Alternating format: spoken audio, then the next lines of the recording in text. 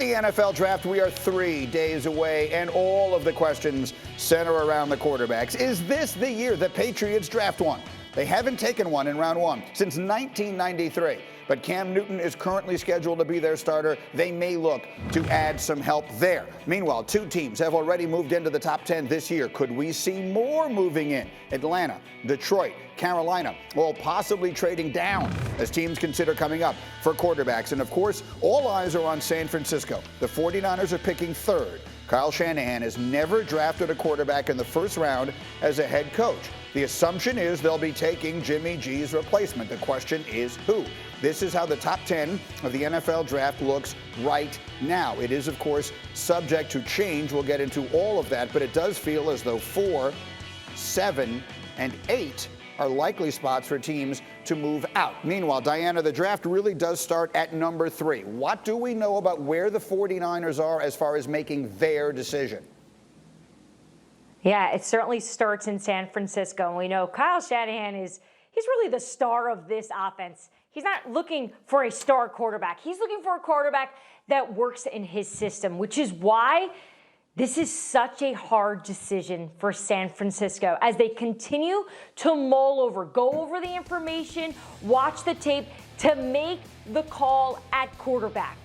When we look back and they traded up, they had their eyes on Mac Jones. That's when all signs were pointing to Mac Jones, and it made so much sense. His accuracy, his strong pocket presence, his high football intellect.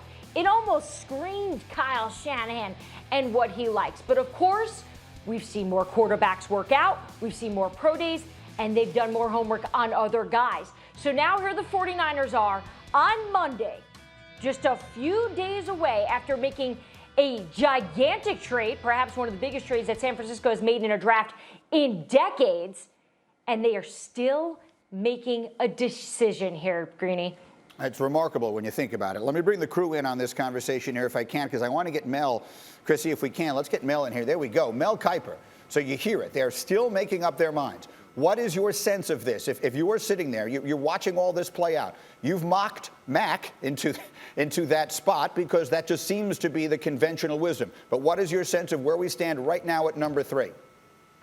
Hard for me, Greeny, because you have ratings and you have mock drafts, and you got to put the both separately. So if you go from a rating standpoint, for me, it's Justin Fields. It's pretty obvious that's the pick, but that's not going to be the pick. You heard from the get-go, from the intel you have talking to teams, that it's going to be Mac Jones or Trey Lance. That's the decision, not Justin Fields. So I gave it like 70% Jones, 20% Lance, 10% Fields. And I would probably maintain that.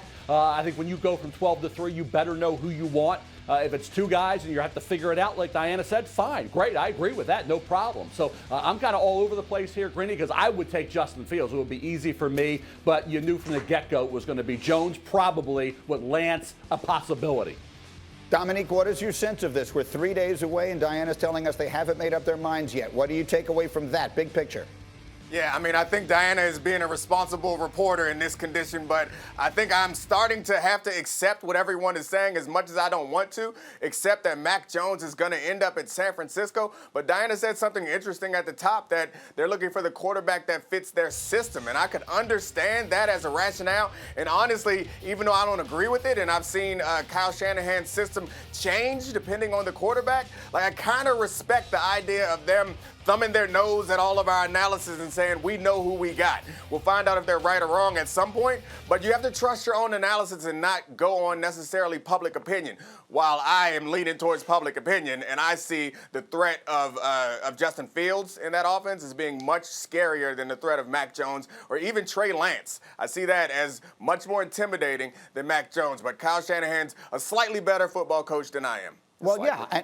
I get that, but so Domonique, with that thought in mind, if I were to say back to you, Dianna just said, and I think it's right, the star of Kyle Shanahan's offense is Kyle Shanahan, which is fine. But if that's the case, why in the world would you trade as much as they traded to go up and get a particular quarterback if, in theory, what you're saying is we can make this work with almost any quarterback?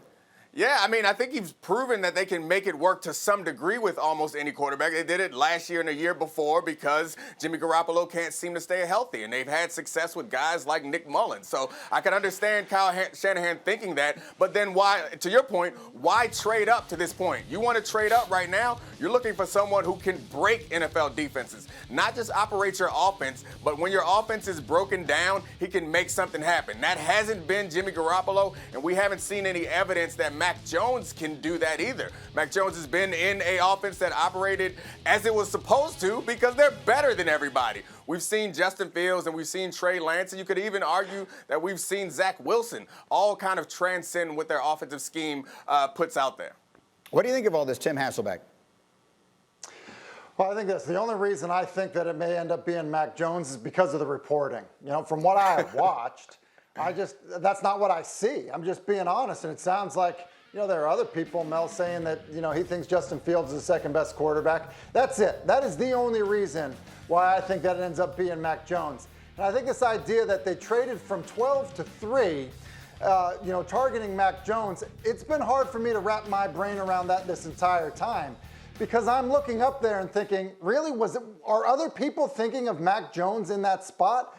I actually don't believe they are, which is why if they're targeting Mac Jones, like, why not trade with Detroit at 7? Like, so, look, I'm going to believe it when I see it, Greeny, just because of what I've watched. And I think in some ways this is either the 49ers do an excellent job of putting information out there that maybe isn't correct, or, look, they just, as Domonique stated, said, look, in our scouting, this is what we truly believe about the position. It doesn't matter what Mel thinks or I think or Domonique thinks or you think. It matters what they think because they have to coach him. And maybe that's how they're approaching this. Thank you for watching ESPN on YouTube. For live streaming sports and premium content, subscribe to ESPN+.